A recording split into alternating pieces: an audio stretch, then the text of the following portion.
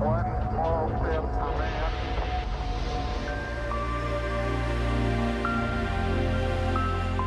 Ao contemplar um céu bem estrelado, você já deve ter notado uma grande mancha esbranquiçada na esfera celeste. Talvez você possa tê-la confundido com algum fenômeno da atmosfera, como nuvens, poeira ou fumaça. Mas você sabia que esta faixa é o perfil da nossa própria galáxia? Será possível observar outras galáxias a olho nu, além da nossa?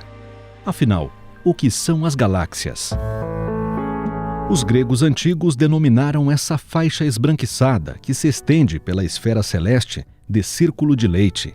Para eles, aquela faixa correspondia ao leite derramado por uma deusa chamada Hera. Para os índios tupis-guaranis, essa mesma região é chamada de Caminho da Anta. E ao olharmos com um telescópio nesta região, é possível enxergar milhões de estrelas da Via Láctea, a nossa própria galáxia. As demais estrelas do céu também fazem parte da Via Láctea, mas esta faixa é assim esbranquiçada porque é nela que se concentra a maior quantidade de estrelas da nossa galáxia. A ideia inicial de que a nossa galáxia era apenas mais uma dentre muitas outras galáxias do universo surgiu com o filósofo Immanuel Kant. Para ele, existiam agrupamentos de estrelas que estavam muito além da nossa galáxia. Kant chamou esses agrupamentos de universos-ilhas. Em 1845, o astrônomo William Parsons resolveu estudar a teoria proposta por Kant e tentou observar objetos astronômicos anteriormente observados e catalogados por William Herschel. Parsons estudou a fundo os objetos catalogados como nebulosas e observou que muitos possuíam formas espiraladas. Na época, ele registrou com grande precisão, na forma de desenho, uma observação da galáxia do Roda-Moinho. Essas observações serviram para a difusão da ideia apresentada por Kant dos universos-ilhas. Já no século XX, os astrônomos Harlow Shapley e Herbert Kurtz protagonizaram um debate. Shapley defendeu a ideia de que as nebulosas espirais eram objetos relativamente pequenos, que estavam próximos e se encontravam na nossa própria galáxia. Kurtz defendia que essas nebulosas espirais eram sistemas de estrelas em rotação, parecidos com a nossa galáxia, mas fora dela.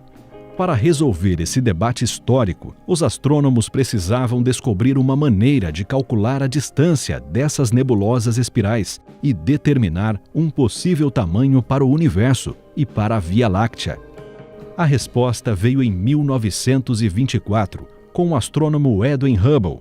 Ao estudar um objeto celeste catalogado como M31, ele descobriu que sua distância deveria ser muito maior do que se imaginava.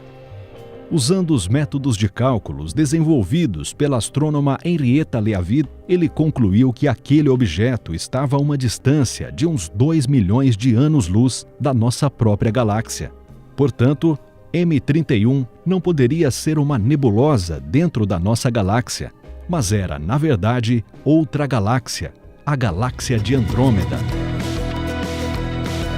Com o tempo, conforme o astrofísico Edwin Hubble foi estudando as galáxias, ele foi percebendo que era possível classificar os tipos de galáxias diferentes que ele via, que ele observava. E ele classificou esses tipos diferentes de galáxias, pelo menos em 3 tipos, né? As galáxias elípticas, as galáxias espirais e as galáxias espirais barradas.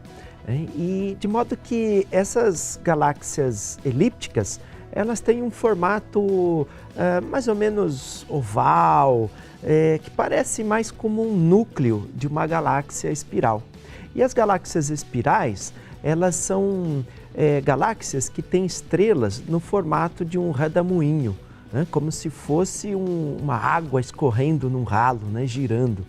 E as galáxias espirais barradas são muito parecidas com as espirais, mas elas têm uma barra partindo do seu núcleo.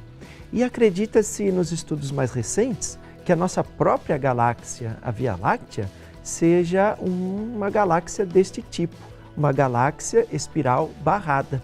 E é interessante perceber nessas galáxias espirais que o formato delas obedece a um padrão matemático conhecido por padrão de Fibonacci, que também é encontrado naqueles ciclones, nos furacões aqui na Terra, na disposição das sementes de um girassol, no formato de um caramujo, né, de um caracol, e nas cascas do abacaxi. Então, esse padrão matemático de Fibonacci é observado até mesmo nas grandes galáxias espirais.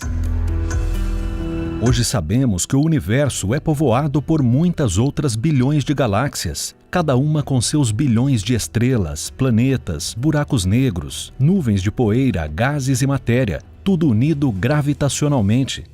Além disso, as galáxias não estão isoladas no universo. Elas se encontram agrupadas em aglomerados, ligando-se gravitacionalmente.